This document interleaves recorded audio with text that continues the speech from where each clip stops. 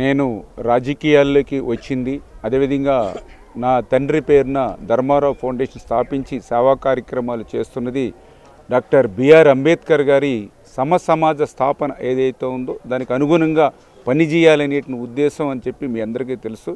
అందులో భాగంగానే doctor BR Ambedkar గారి యొక్క ఆశయాలకు అనుగుణంగా ఆ రోజు 125వ జయంతోత్సవాలను మన పాలకొల్లు నియోజకవర్గంలో సంవత్సరం పొడవునా కూడా అత్యంత అద్భుతంగా ఘనంగా నిర్వహించారు. మన పాలకొల్లు నియోజకవర్గంలో ఉన్నటువంటి ప్రతి అంబేద్కర్ అదేవిధంగా బాబు జగజ్జీవన్ రావు గారి విగ్రహాలకి స్లాబ్లు వేసి అత్యంత సుందరంగా భవిష్యత్తు భావితరాల వారికి వారి యొక్క స్ఫూర్తినిచ్చేటువంటి విధంగా నిర్మాణం చేయాలని సంకల్పించినటువంటి పరిస్థితి.